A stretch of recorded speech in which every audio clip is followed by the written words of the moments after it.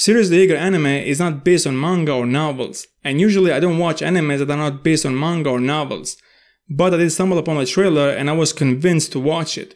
Before I decide whether I want to watch an anime or not, it needs to go through this long process that I have. It has 100 steps. And if the anime does survive this very highly analytic process with so many layers of an unbelievable complexity, then I will watch it. This is how this process goes. Step 1. Are there screams in this anime? Step 2. Read step 1.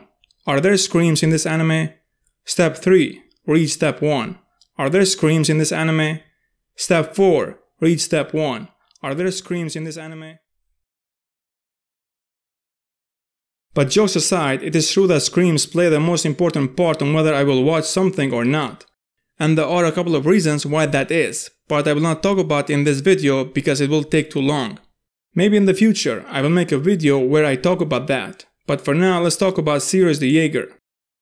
The story is about werewolves hunting vampires. On the surface it does look simple, but it's a lot more complex even though we are just 2 episodes in.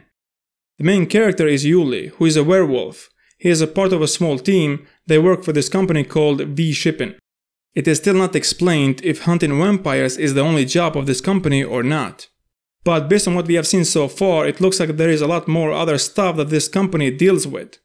One of the things that did impress me about this anime is that even though it is not based on a manga or a book, it is written brilliantly.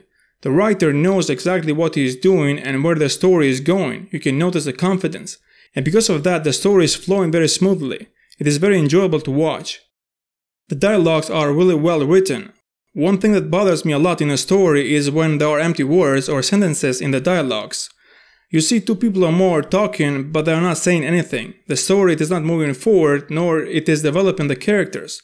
And if that conversation would be cut from the story, it would not affect the story at all in any way.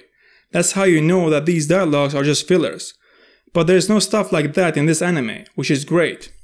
Everything looks on point. Every time someone is speaking, you are listening intently because you don't want to miss out on anything. One of the other things that are great about this anime is how it is directed. The director did an incredible job. Combined with the great writing, it gives you a great experience while you are watching. For example, that scene when Yuliy wakes up and the little girl is watching over him is simple, but at the same time is brilliant. When I did finish the episode, I went back and did watch a couple of times that scene. Technically, that scene does break the rules, because behind Yuliy is the wall, so the girl could not stand behind him. But the director did it anyway just to make something special, and I'm very happy that he did. It did work 100%.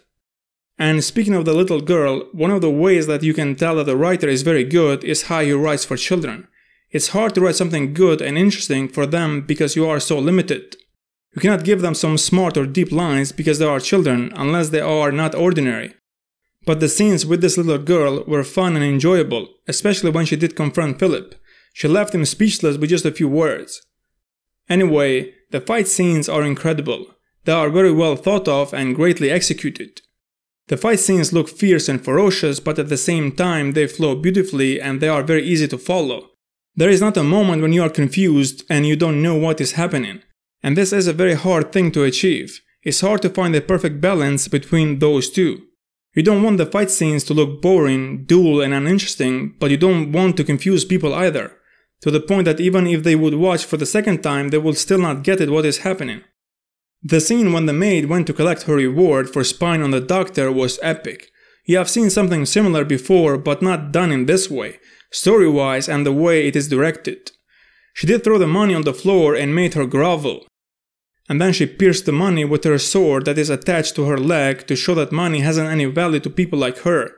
She says to her, "I hate cowards like you, no pride and no loyalty, such a foolish and inferior human." The fact that this is coming from a vampire who did kill a lot of people makes it even more impactful. She did cut her in half, but the director did decide not to show it on screen but just hinted. I think the reason why he did it was so the viewers will focus on what she said and not the gore and the blood. The writer and everyone involved in this anime, they really know what they want to do and they are very confident. And the scene that I just did talk about is a testament to that.